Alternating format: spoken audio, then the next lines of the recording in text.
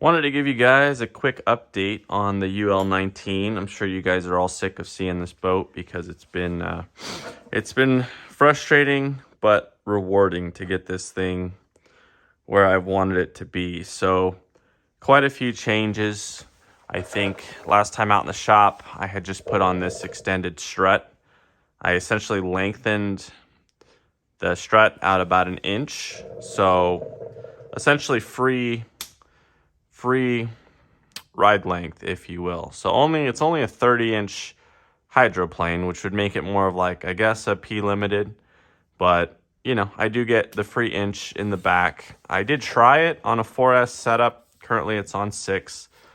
And got the Sonic Wake V2 motor back in there. Biggest changes as of late, I did push the strut up. So essentially just trying to flatten the ride tub, trying to get it flat. It's kind of tricky with this boat because if you notice, there's a bit of a relief angle in the back. So the tub itself is not completely flat, is what I'm basically saying. And so the back kind of curves up. And because of that, that's typically how you would adjust the strut on a hydro, is you would flatten the tub. And because you can't really do that with this boat, it's been a bit of trial and error, just trying to get things right. So I think I've found the strut position. It's very happy. I have had to move CG up considerably. I had to open up the holes to get the batteries into the sponsons. And so you can see they slide in there, and essentially I pack it with foam so they don't go anywhere. Still have it's a Raider 150, or I guess it's a Fly Color 150 technically. And this one has the Stump Fab cooler that unfortunately he doesn't make anymore, which is kind of a bummer because those coolers were really awesome. And so definitely helps ESC temps a lot. But I think a regular 150 would be fine, assuming you had the boat set up right. I've seen guys run like big hydras in here with like 4070s, 4060s. And honestly, if the boat is actually tuned in and happy, that should never really be needed. And so I did add some wheel weights. I've got them here. Added quite a few. Added about 2 ounces in each sponson. Right, 2 ounces in each sponson, as well as the batteries forward, which did push my CG pretty much right about here on the fin. So it's not totally where it needs to be. When this boat as a ready to run, pretty much came with the CG like behind the fin, which is really not ideal. So I've now got it about as forward as I can reasonably get it. It's maybe right around here. I've got it marked underneath, but ideally, in a perfect world, I'd have it in the middle of the fin. But that's not really going to happen, unless I relocated the motor forward and just mess with it. And I don't want to mess with this boat to that extent. I think it's pretty dialed as it is. It's a 4068 for the motor. It's got, no problems doing 70. And I think for the size of boat, that's probably pretty reasonable. And so, yeah, looking to get it out, but basically got the boat exactly how I wanted. Here's the fins that came with it that I'm not running because it's extra weight on the back end. And trying to get this CG forward, I've been trying to eliminate any extra weight on the back. And so got the CG where I want it. I'm not sure if you guys saw the last running video, but essentially can just hold full throttle and run laps at 65 miles an hour or so. And this is the Mojo fin. This is the one I'm running right now. Also got the Mad Lizard and got lines drawn with where the curvature starts. This one is much less aggressive than the Mojo. The Mojo's, if you can see, a pretty gnarly bend. And so I think a lot of problems come up on hydros with those curved fins, just because if they're not perfect, the boat's going to start doing all kinds of weird stuff. And I've seen that happen on a lot of these ULs.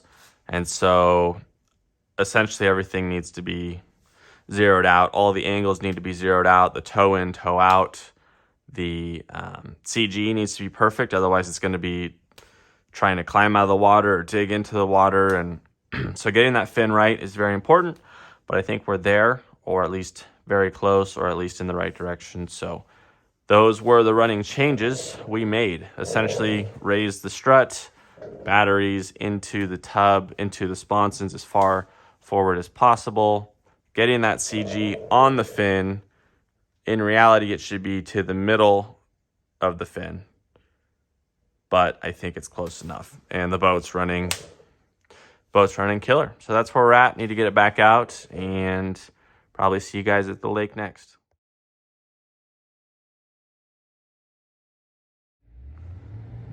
All right, coming at you live from the lake again.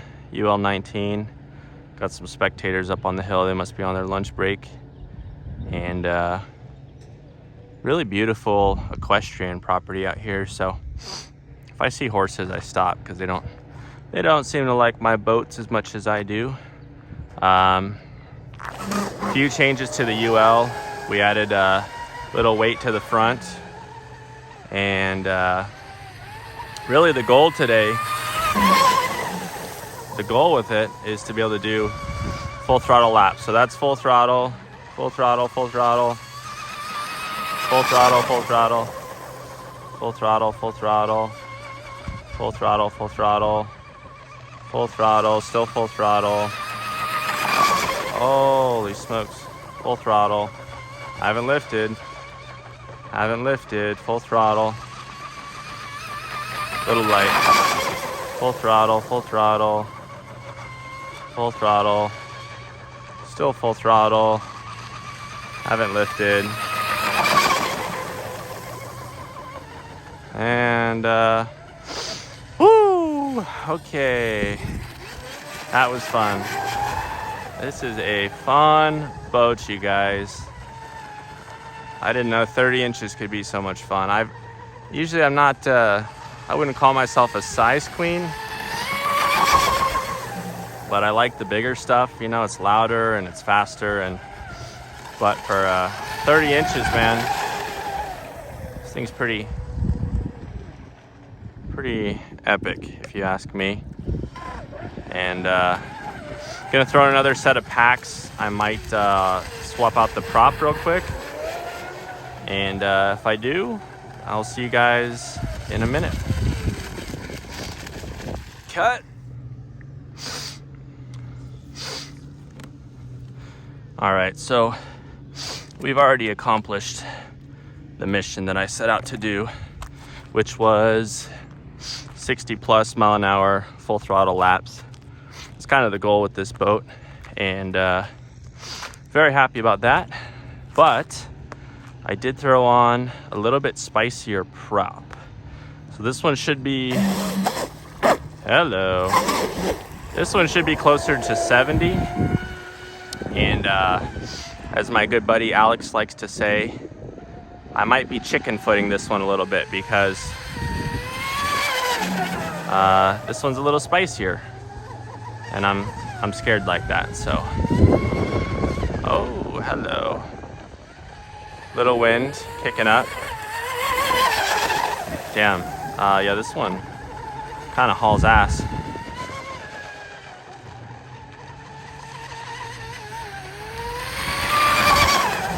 Holy shit. Yeah, definitely gonna be chicken footing this one for a while until I get a little more comfortable. This one's a little spicy, man. 70 miles an hour and a 30-inch hydro. I never understood why I see people that cut their hatch tape with scissors. I feel like it takes forever, and I don't know if I'm just like the Hulk, you know, like super strong, but I just rip mine, and holy shit, and it works fine. I don't know, guys. she seems really happy. It's funny, the slower prop's probably faster laps just because I'm driving it so much harder. But the last time I did a GPS with this prop that's on it is, it's a medium lift prop. But the last time I GPS'd this prop, it did 68 miles an hour.